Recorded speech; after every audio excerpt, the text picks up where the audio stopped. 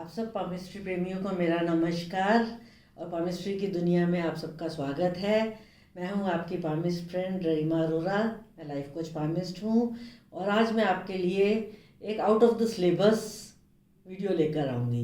आपको बीच बीच में ऐसे सरप्राइजेस मिलते रहेंगे, ठीक है ना, क्योंकि हम रेगुलर सब्जेक्ट्स तो हम पढ़ते ही हैं, लेकिन हमारे पास कुछ डिफरेंट भी होना चाहिए जिसको हम पढ़कर हमें ये फील हो कि यस, हम लाइफ में कुछ बहुत डिफरेंट कर रहे हैं, ठीक है ना।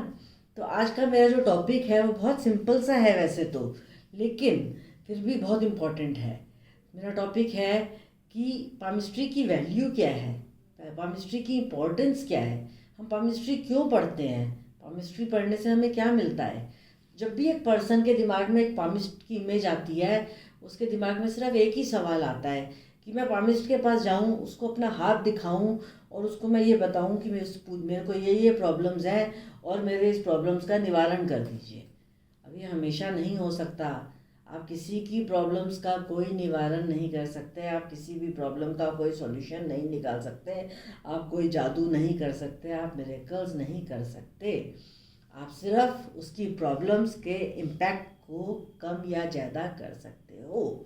पामिस्ट के पास सिर्फ इतनी ही शक्ति है कि वो उसके प्रॉब्लम्स को कम कर दे या उनको झेलने की शक्ति दे दे या उसमें से निकलने का रास्ता बता दे। हर इंसान को अपने कर्मों का फल भोगना पड़ता है। इसीलिए कहते हैं कि जो हम बोते हैं वो ही हम खाते हैं। इसीलिए आप हमेशा हमें अच्छे कर्म करने चाहिए ताकि हम अच्छे मार्ग पर चल पड़ें। अब मैं आपको छोटा सा इसमें एक पॉइंट बताऊंगी कि पामिस्ट्री कर्मस करते क्या है। कर्मस वो आवाज़ है जो गूंजती है।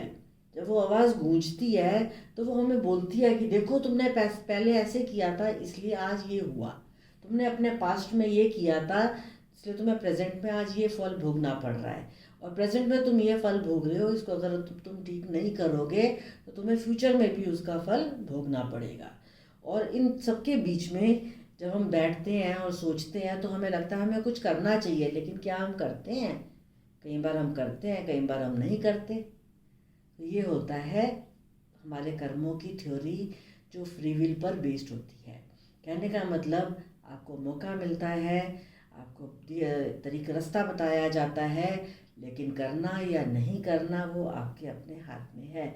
आपको कोई कुछ करके नहीं दे सकता, ये फ्री विल आपकी मर्जी है। हम लोग ये नहीं कर सकते कि कोई जादू कर दे। अब देखिए, अब अगर हम किसी का हाथ देखें तो मान लीजिए सारे राइट हैंडेड पर्सनस हैं हमारे सामने, तो हमारे सामने 3 लोगों के हाथ लगे हुए हैं जिसमें तीनों के लेफ्ट हैंडेड हैंड्स हैं और तीनों की राइट हैंडेड पिक्चर्स हैं। तो अब हमें ये पता लग गया कि ये राइट हैंडेड है, तो इसका मतलब जो ये डेस्टिनी में लेकर आए हैं वो इनका लेफ्ट हैंड है और जो ये कर्मास करेंगे वो इनका राइट हैंड है। लेकिन अब ये डेस्टिनी में जो लेफ्ट हैंड में कर्मास लेकर आए हैं ये क्या है? ये इनका पास्ट है, ठीक है। ये हर आदमी अपने पास्ट से, अपने प्रेजेंट से, अपने फ्यूचर से एनालाइज करता है और सोचता है कि मुझे उससे क्या मिलेगा, मैं ये क्यों करूं, मुझे उससे क्या बेनिफिट मिलेगा। तो इसके लिए मैं आपको एक छोटी सी स्टोरी सुनाऊंगी। देखिए, 2 टीम्स हैं, दोनों टीम्स को मैच में खेलना है। अब पहली बात तो दोनों टीम्स अपने आप को कितना अच्छे से प्रिपेयर करेंगी ये उनका फ्री विल है, ठीक है। ये वाली टीम टीम ए बहुत मेहनत कर रही है, टीम बी बहुत मेहनत कर रही है, ये उनकी फ्री विल है। टीम ए मेहनत नहीं कर रही या टीम बी मेहनत नहीं कर रही, ये उनकी फ्री विल है। इस फ्री विल में आप या मैं कुछ नहीं कर सकते, हम सिर्फ रास्ता दिखा सकते हैं कि आप खेलो जीत सकते हो या खेलो आपके जीतने के चांसेस अच्छे हैं, लेकिन खेलना तो आपको ही पड़ेगा, ठीक है ना। इसको कहते हैं हम फ्री विल। लेकिन अगर हम इसको प्रॉफिट और लॉस में तोलें तो देखिए, दोनों टीम्स खेल रही हैं, तो चाहे ये टीम जीते या नहीं जीते, कार्मिक अकाउंट्स में दोनों टीम्स को जीत मिली। कैसे? जब दोनों ने खेला तो उनकी फ़िज़िकल फिटनेस और अच्छी हो गई। जब उनकी फ़िज़िकल फिटनेस और अच्छी हो गई तो इससे हमें ये पता लग जाता है कि इसका मतलब उन्होंने कुछ पाया, उन्होंने कुछ संचित किया, कुछ इकट्ठा किया अपने लिए इस बर्थ में। जब उन्होंने अपने आप को फिजिकली फिट कर लिया है तो आज चाहे वो हार जाए, हो सकता है वो कल फिर जीत जाएंगे। और जो हार और जीत का खेल है वो सेकेंडरी है। हार और जीत तो कभी भी चेंज हो सकती है, लेकिन फिजिकल फिटनेस हमेशा बनाए रखनी पड़ती है। तो खेलना अपने आप में एक जीत है। इसलिए कर्म हमेशा करना चाहिए। हमें ये कर्म ये सोच के नहीं करना कि इस कर्म को करने से मुझे क्या प्रॉफिट मिलेगा या इस कर्म को करने से मुझे क्या लॉस मिलेगा, हमें ये नहीं सोचना है। हमें कर्म करना है। कर्म करते ही हमें हमें उसका फल मिलना शुरू हो जाएगा। इसको कहते हैं फ्री विल, सेल्फ डिसीजन। आपको बहुत कुछ डिसाइड करना पड़ता है। ठीक है, आप मान लीजिए मैं आपको इसी पिक्चर में हम इन हाथों की डिस्कशंस करते हैं। मान लीजिए तो जैसे अगर हम इन दोनों हाथों में देखते हैं तो इस हाथ में इस पर्सन के राइट हैंड में ये लाइन टूटी हुई है, जबकि लेफ्ट हैंड में ये लाइन जुड़ी हुई है। ये इसकी डेस्टिनी लाइन है, फेट लाइन है। ये डेस्टिनी हैंड है और ये कर्मा हैंड है। अब यहाँ डेस्टिनी हैंड में लाइन ज़्यादा स्ट्रॉन्ग है, कर्मा हैंड में लाइन वीक है। इसका मतलब क्या हुआ कि पिछले जन्म में तो ये पर्सन अपने साथ बहुत अच्छे कर्म करके आया था, तो इसलिए एक स्ट्रॉन्ग डेस्टिनी लेकर आया।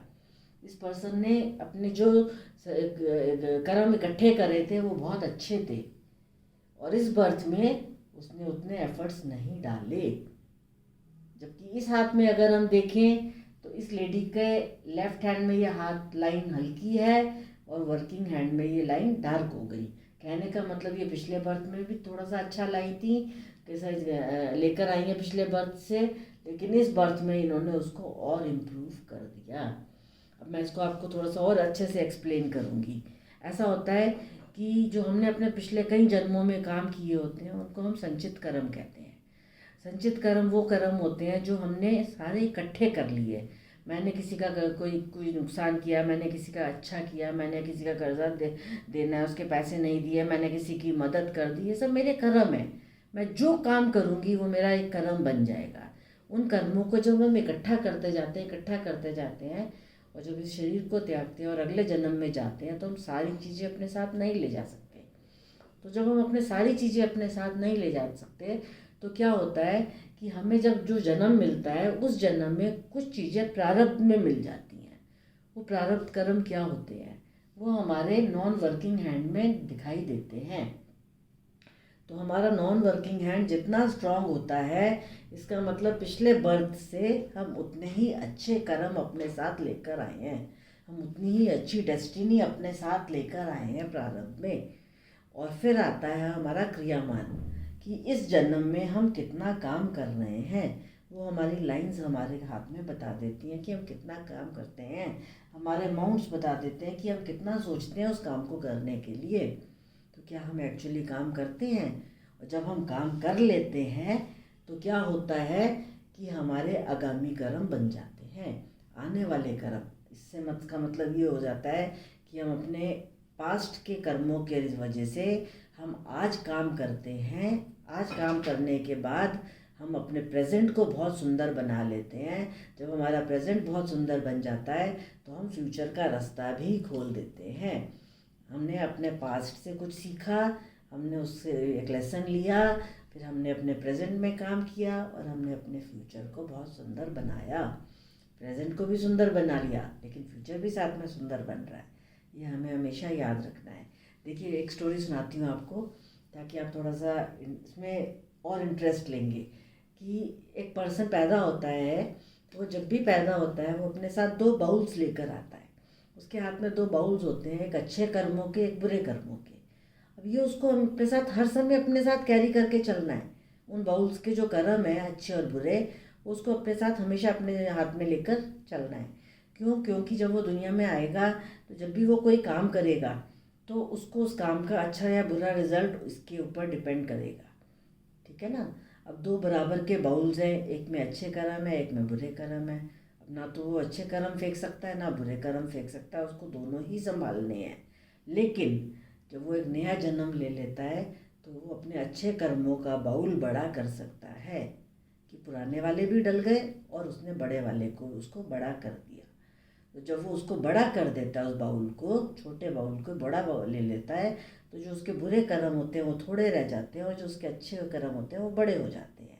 उससे फिर क्या होता है कि उसकी लाइफ और ऊपर उठना शुरू हो जाती है, उसको एक बेटर लाइफ मिलनी शुरू हो जाती है, उसके काम जल्दी बनने लग जाते हैं, उसका स्टैंडर्ड ऑफ लिविंग इम्प्रूव हो जाता है और उसका फ्यूचर भी बहुत सुंदर बन जाता है। ये अब हम हाथ में देखते हैं कि क्या ये पर्सन वो एक्शन ले रहा है या नहीं ले रहा।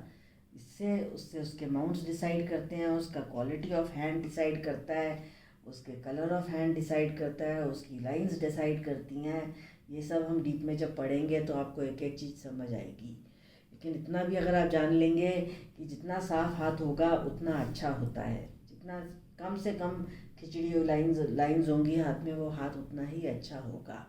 तो कुछ संचित कर्म लेकर आए हम अपने साथ, उन संचित कर्मों में से छटाई करके कुछ प्रारब्ध हमें इस जीवन में मिले, प्रारब्ध के बाद कुछ क्रियामान मिले जो हमने करे, और कुछ फ्री विल थे जो हमने किए या छोड़ दिए, और जो हमने करे वो अच्छे या बुरे करे, और उसके बेस पर हमारा आगामी बना जो हमारा आज है और हमारा फ्यूचर है। तो इसके लिए मैं आपको ये एडवाइस दूंगी कि हमें हमेशा अपने कर्मों को जितना अच्छा करते जाएंगे, हमें लाइफ में चीज़ें उतनी ही इजीली मिल जाएंगी। फॉर एग्जांपल 4 लोग प्रॉपर्टी लेने जाते हैं, तो एक पर्सन जाता है वो पहली बार में ही मकान पसंद करके आ जाता है, ले आता है। दूसरा पर्सन जाता है वो 4-5 घर देखता है, फिर वो ले पाता है। तीसरा पर्सन जाता है वो कुछ महीनों तक ढूंढता है, फिर वो लेता है। एक पर्सन होता है वो कुछ सालों के बाद ले पाता है, और एक पर्सन होता है वो ले ही नहीं पाता। ये होते हैं हमारी खुशियों का राज, कि हमें ये काम क्यों नहीं कर पा रहे या हमने इसको क्यों किया। ये डिसाइड करता है हमारे कर्म। इसलिए हमेशा अच्छे कर्म करिए, अपने आप को हमेशा एक अच्छे लेवल पे रखिए, लोगों का भला करिए, अच्छा सोचेंगे। जितना भी हम ईश्वर को धन्यवाद देंगे, ग्रैटिट्यूड, थैंक्स, ये सब चीज़ें करेंगे, उतना ही हमारा जीवन अच्छा बनता जाएगा, और हमारे सारे कर्मास हमारी लाइफ में हमें ग्रो करने की शक्ति देंगे।